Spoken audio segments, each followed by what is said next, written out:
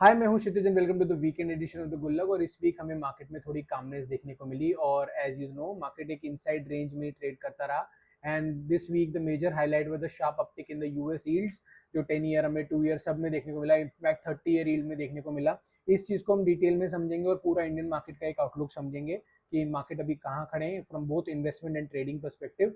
So let's see how this week was. तो the show flow remains the same broadly. Nifty में क्या breakdown और breakout के chances बन रहे हैं इन द अपकमिंग मंथ। हो सकता है इस वीक हमें कुछ देखने को ना मिले में, बट जून ऑनवर्ड्स और July onwards we may start trending again because breadth is still strong. Breadth weak नहीं हुई है, अंडरलाइन ब्रेथ इज स्ट्रॉन्ग। और अगर यहाँ से कोई डाउनवर्ड मूव आता भी है so maybe is it a last push और समथिंग लाइक दैट। ठीक है, फॉरेन इन्वेस्टर्स का ट्रेंड हम डिस्कस करेंगे along with the sectors in focus for this week जो रहे हैं। और उसके बाद हम यील्ड्स को डिस्कस करेंगे कि कैसे US government might have reacted because as soon as you 10 year bond yield जो 4.6% के ऊपर गया, उसके बाद एक पैनिक रिएक्शन देखने को मिला। क्या हम ईरान वॉर के टुवर्ड्स द फैग एंड के ऊपर मूव कर रहे हैं? ठीक है, तो ये सारी चीजें हम डिटेल में डिस्कस करेंगे। Let's start with the monthly chart of Nifty. Okay, so let's start with the Nifty's monthly chart. Nifty का मंथली चार्ट हम इन्वेस्टमेंट के पॉइंट ऑफ व्यू से देखते हैं फॉर लॉन्ग टर्म इन्वेस्टर्स जिनके म्यूचुअल फंड वगैरह होते हैं, इन्वेस्टमेंट के जो ऑब्जेक्टिव होता है, जो मोर देन 2-3 ईयर्स का ऑब्जेक्टिव लेके चलते हैं उनके लिए। ठीक है, अगर हम ट्रेंड देखें तो मार्केट ने ये अभी तक इसी चैनल में हमारा जो है साइडवेज में मूव कर रहा है। तो टॉप पे आपको 26,300 के अराउंड सेलिंग देखने को मिल रही है, बॉटम में 22,000 की जोन के ऊपर बाइंग देखने को मिल रही है और वही ट्रेंड बना हुआ है। सो जब तक मार्केट इस रेंज को ब्रीच नहीं करता तो लोअर लेवल से आपको बाइंग देखने को मिलेगी और हायर लेवल से सेलिंग प्रेशर बना हुआ है। So unless there is a trigger which solves this, तो I don't think there is such a weakness. हाँ, 22,000 21,900 के इस जोन के ब्रेकडाउन पे हमारा जो लगभग एक वीकनेस का स्ट्रक्चर बढ़ेगा, फिर हम उसको जब होगा तब डिटेल में डिस्कस करेंगे। फिलहाल के लिए मार्केट एक पॉज ले रहा है लोअर साइड पे, so let's see whether it can like bounce forward और नॉट। ठीक है, moving on to the weekly chart. Weekly chart किन के लिए होता है? बेसिकली जिनका एक क्वार्टर से दो क्वार्टर का, एक क्वार्टर तक का होराइजन है इन्वेस्टमेंट होराइजन का, उनके लिए स्ट्रक्चर कैसा दिख रहा है। अगर उस पर बात करें तो there is a possibility that market में एक इनसाइड कैंडल बनी है which is inside the previous weeks range. और अगर ये देखेंगे तो एक कंसोलिडेशन का रेंज बना हुआ है पूरा मार्केट का। और अगर इस रेंज के बाहर, अगर प्रीवियस वीक का लो जो कि अराउंड आई थिंक 23,300 का जोन है, ये जोन ब्रीच होता है तो मार्केट में वीकनेस बढ़ेगी एंड देन इट कैन, अगर न्यूज ड्रिवन होता है तो शार्प पुल बैक हो सकता है और कहीं भी मार्केट जाके यहाँ पे सपोर्ट ले सकता है इस जोन में। ठीक है, इस जोन तक आ सकता है, उसके बाद यहाँ पे क्या होता है वो देखना होगा। अगर ऐसा नहीं होता, मार्केट हायर मूव करता है तो अबाउ 24,000 और 23,800 market can test these levels again और फिर वो रेंज बाउंड हो जाएगा। क्योंकि यहाँ पे अगर ऊपर मूव करता है तो यहाँ से आपको सेलिंग प्रेशर देखने को मिल रहा है अराउंड 50 ए में वीकली, और डाउन साइड में यहाँ पे बाइंग देखने को मिल रही है, तो मार्केट इस रेंज में रह सकता है। बट अगर न्यूज ड्रिवन वॉलिटिलिटी रहती है और मार्केट इस लो को निकाल देता है प्रीवियस वीक को, तो फिर यहाँ पे आपको मार्केट इस जोन में आता हुआ दिखेगा वापस से। ठीक है, ये बायर्स को टेस्ट करने के लिए। ठीक है, let's go to the daily chart. Daily chart किन के लिए होता है? वो वेरी शॉर्ट टर्म होराइजन, जिनका आउटलुक एक हफ्ते से 2 हफ्ते के बीच का रहता है, उनके लिए डेली चार्ट की पोजीशनिंग है। अगर हम देखें तो मार्केट अपने सारे एक मूविंग एवरेजेस के नीचे ट्रेड कर रहा है, which means it's a bearish sign, it is not bullish yet. So unless market reclaims 23,800 on a closing basis, this red line, so market को यहाँ पे इन सारे EMS से सेलिंग प्रेशर बना हुआ है। और डाउन साइड में if market slips below 23,300 and 400 का रेंज, तो लोअर लेवल्स टेस्ट हो सकते हैं, जो हमने वीकली चार्ट पे भी डिस्कस किया है। तो इस रेंज को मॉनिटर कर सकते हैं शॉर्ट टर्म में, इसके बाहर आपको डायरेक्शनल क्यूज मिलेंगे। Let's start with the breadth analysis. Nifty की ब्रेड्थ हम क्या देखते हैं कि निफ्टी के कितने स्टॉक्स 50 डे मूविंग एवरेज के ऊपर ट्रेड कर रहे हैं। 50 डे ब्रॉडली एक क्वार्टर का रीजनिंग हो जाती है। सो हमारे लिए ये रीडिंग सबसे इंपॉर्टेंट क्यों हो जाती है? अगर 50% of the Nifty 50 constituents are trading above their one quarter का रेंज, यानी कि 50% threshold, this means index somehow is sustaining its gains and there is some buying visible. So if you can see, there are still above, this reading is 60%, is above 60%.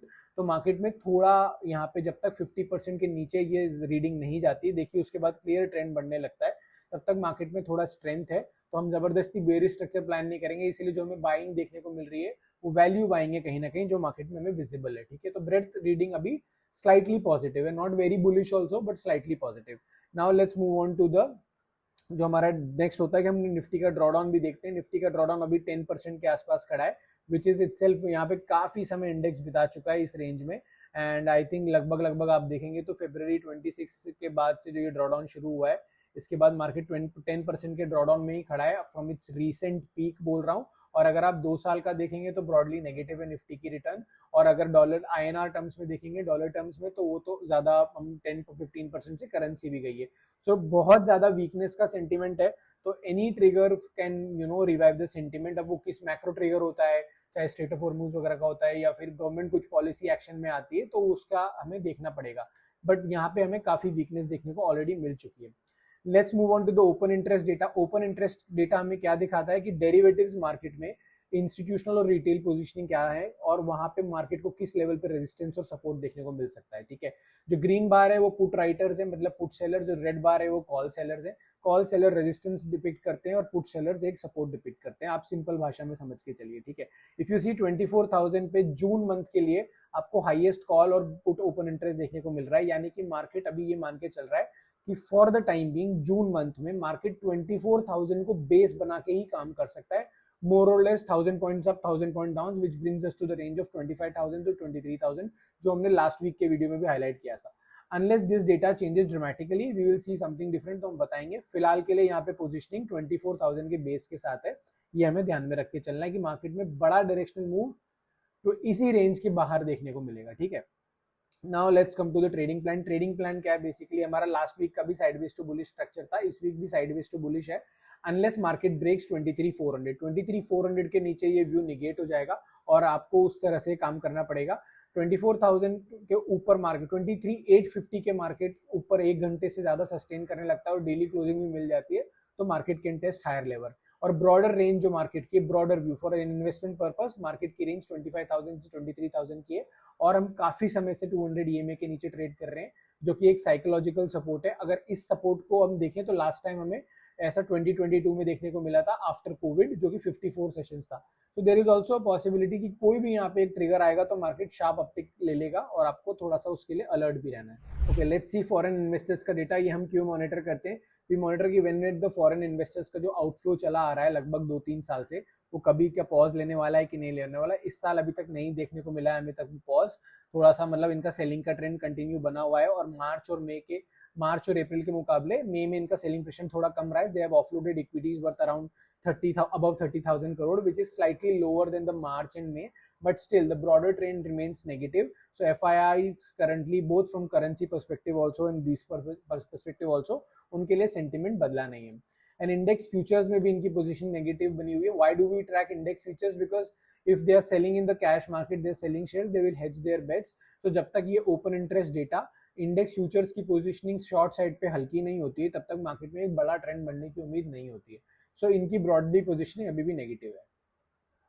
Now let's look at the sectors which are outperforming Nifty since April 1 क्यों? Because Q1 की starting से कौन से वो sectors है जिनमें एक momentum बना हुआ है, वो जानना जरूरी होता है। अगर आप शॉर्ट टर्म ट्रेडिंग करते हैं, शॉर्ट टर्म इन्वेस्टमेंट करते हैं, तो कौन से सेक्टर्स का ऊपर पार्टिसिपेशन करना चाहिए वो देखना जरूरी हो जाता है। As you can see, defence is outperforming clearly और realty, metal, energy, pharma, FMCG and bank Nifty and auto and Nifty financials जो हमारे हैं वो अभी निफ्टी को आउट परफॉर्म कर रहे हैं for the time being. But यहाँ पे ये देखना होगा कि अगर यहाँ पे इन्फ्लेशन ट्रिगर्स रहते हैं तो realty will not be the good pick for now. यहाँ पे थोड़ी वीकनेस बन सकती है अगर इंटरेस्ट रेट हाइक का सिनेरियो बन जाता है, अगर क्रूड हायर रहता है तो उसमें रेट सेंसिटिव सेक्टर्स पे ऑटो और रियल्टी उसके थोड़ा सा उन पे फर्क पड़ेगा, तो उनसे थोड़ा सा आप दूर रह सकते हैं until there is clarity on the crude oil front कि भाई जो भी जियोपॉलिटिकल अनसर्टेनिटी वो थोड़ा हट जाता है, इन्फ्लेशन ट्रेंड्स को थोड़ा सा कूल ऑफ होने के मिलता है नहीं मिलता है।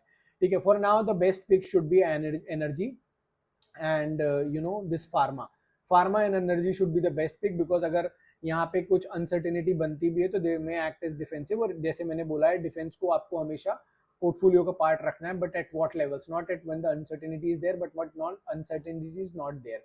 तो आपको वो समय पे डिफेंस को एलोकेट करना चाहिए, it acts as a perfect hedge. तो फिलहाल के लिए मेरे दो सेक्टर जो मुझे ठीक लग रहे हैं वो है energy and pharma. You can focus on that. Okay, now the key topic, and I highlighted this in some time ago also, कि there is a sharp uptick in the US bonds और across the markets में अपने देखा Japan, UK सब जगह पे 30 year bond में काफी अच्छा जंप देखने को मिला, and this is majorly because of the market is concerned about the higher inflationary trends going forward. अगर इन्फ्लेशन बढ़ता है तो यहाँ से इंटरेस्ट रेट्स को बढ़ाना पड़ेगा। ऐसे समय में जब इंटरेस्ट रेट्स बढ़ते हैं तो पीपल जस्ट, जो बड़े इन्वेस्टर्स होते हैं वो सारे बॉन्ड्स की तरफ लॉक इन करते हैं, बिकॉज उनको अनसर्टेनिटी नहीं सर्टेनिटी चाहिए। तो सिंपल भाषा में इसको ही समझने का मतलब होता है कि people are ready to give government the money, कि भाई आप हमें सिंपल इंटरेस्ट रेट दे दो, हमें ये हायर इक्विटी एक्सपोजर हायर नहीं चाहिए। ये मैं बहुत सिंपल भाषा में समझा रहा हूँ। सो इसका मेन 2-4 ट्रिगर रहे कि जो ट्रम्प और शी जिनपिंग की मीटिंग है उससे कोई ईरान का रेजोल्यूशन निकला नहीं, and from the trade pact उनका कोई बड़ी ऐसी डील भी अनाउंस नहीं हुई जिससे मार्केट को थोड़ा सा अनसर्टेनिटी खत्म हो। दूसरा, ऑयल बहुत ज्यादा अभी वॉलेटाइल बना हुआ है, $100 के ऊपर कंसिस्टेंटली सस्टेन कर रहा है, और कुछ भी न्यूज आने की वजह से भी ट्रिगर हो रहा है। लेकिन ये बात यहाँ देखना होगा कि जैसे ही 10 ईयर आपका 10 ईयर गवर्नमेंट बॉन्ड का यील्ड 4.6% के ऊपर जाएगा, US government always tries to cool it down. जैसे हमने देखा, जैसे वो 4.6% के ऊपर पहुंचा, यूएस ने एक स्टेटमेंट देखा कि नहीं, मैंने इन सब यूएस गवर्नमेंट से एक स्टेटमेंट आया ट्रम्प से कि भाई ये अभी हमने वॉर होल्ड पे डाल दिया है, ये हो गया है, वो हो गया है। But this is not because of that, because as soon as 10-year government bond yield rises above 4.6%, that is itself an indication that the US government might panic and they would want this to be lower, because उनको उतना ज्यादा interest देना पड़ता है on their date. Simple भाषा में समझा रहा हूँ ये, ठीक है। तो इसमें हमें ये देखना होगा कि आगे आने वाले टाइम में कि अगर इन्फ्लेशन कूल डाउन नहीं होता है तो ये जो इन्फ्लेशनरी ट्रेंड है, जो कि वो हायर इंटरेस्ट रेट सिनेरियो की तरफ जाएगा, जो कि आप मेरी स्क्रीन पे देख रहे हैं कि उनका एनर्जी प्राइसेस अभी भी आई थिंक इस बार 40% टोटल इन्फ्लेशन था। और एक की ट्रेंड और निकल के आया यूएस सीपीआई में, जो कि डेटा होता है उसमें, कि सर्विसेज इन्फ्लेशन भी जो है वो काफी बढ़ के आया है, विच इज अगेन थोड़ा सा प्रॉब्लमेटिक। कि ऐसा नहीं है कि सिर्फ एनर्जी प्राइसेस से ही वहां पे प्रॉब्लम हो रहा है, there is a problem in services sector also, वहां से भी इन्फ्लेशन बढ़ रहा है और उसको नीचे लाने में थोड़ा प्रॉब्लम होता है, बिकॉज ऑयल को नीचे लाना इतना दिक्कत का बात नहीं है। मतलब अगर जियोपॉलिटिकल अनसर्टेनिटी हट जाती है तो ऑयल विल क्रैश, बट अगर दूसरे सेगमेंट्स में आपको इन्फ्लेशनरी ट्रेंड्स दिखाई दे रहे हैं तो ब्रॉडर सेंटिमेंट मार्केट्स के ये हो जाते हैं कि we may go towards a scenario where interest rates have to be increased in the upcoming months, जो कि बहुत सारे रेट सेंसिटिव सेक्टर्स और पूरा इक्विटीज के लिए उतना पॉजिटिव नहीं होता है। चलिए अब मैं towards the end of show के आ गया हूं, तो अब देख लेते हैं फटाफट एक बार यूएस मार्केट और कोई न्यूज ट्रिगर है ऐसे जिन पे हमें ध्यान रखना चाहिए कि नहीं। ये 10 ईयर गवर्नमेंट का चार्ट, गवर्नमेंट यील्ड का चार्ट है यूएस के बॉन्ड का, मैंने ये लास्ट टाइम भी दिखाया था, और ये देखिए 4.6% के आसपास जाते हैं, यहाँ पे एक शार्प पुल बैक देखने को आया है। अगर ये नीचे जा रहे हैं मतलब मान के चलिए कोई पॉजिटिव न्यूज आई है मार्केट में और इक्विटीज के लिए अच्छी बात होती है, तो यहाँ पे इस जोन में यूएस गवर्नमेंट पैनिक करती है। आप जान के चलिए 4.6%, जितना ये इसके ऊपर सस्टेन करेगा ये मान के चलिए वो इक्विटीज के लिए उतना ही खराब है। फाइनली हम एक बार यूएस मार्केट का चार्ट देख लेते हैं। एक यहाँ पे पॉसिबल पॉज का सिनेरियो आया है या फिर कंटिन्यूएशन का। अगर गुड न्यूज आती है तो market will rip this zone higher, यहाँ के ऊपर निकल जाएगा और बुलिश ट्रेंड कंटिन्यूएशन में रहेगा। अगर मार्केट इस लो के नीचे जाता है और कोई नेगेटिव न्यूज आती है तो एक पुल बैक देख सकते हैं यूएस मार्केट में शॉर्ट टर्म में, जो हमारे लिए भी नेगेटिव होगा इंडियन मार्केट्स के लिए। तो दोनों तरह से प्रिपेयर रहना है। अगर ये हमारा हाई निकलता है यूएस मार्केट का तो market is going to go higher और हमारे लिए भी अच्छा है, हम अच्छे रेंज बाउंड से कंसोलिडेशन में रहेंगे साइडवेज टू बुलिश स्ट्रक्चर में। बट इफ यूएस मार्केट यहाँ से वीकनेस की तरफ जाता है तो हमें भी एक वीकनेस का सिग्नल मिलेगा। बट यूएस में ये जो पुल बैक होगा ये हेल्दी पुल बैक होगा और आपको यहाँ पे एलोकेशन बढ़ाना है, because US in structural bull trend है, सारा इनोवेशन वहीं हो रहा है। तो ये ऐसा नहीं है कि इंडियन मार्केट्स की तरह अप्रोच नहीं रखना है, यहाँ पे आपको पुल बैक पे एलोकेशन करना है। चलिए, so this was all for this week. अगर वीडियो अच्छा लगा हो तो लाइक करना, शेयर करना, सब्सक्राइब करना चैनल को, and do promote this channel, and thanks for watching.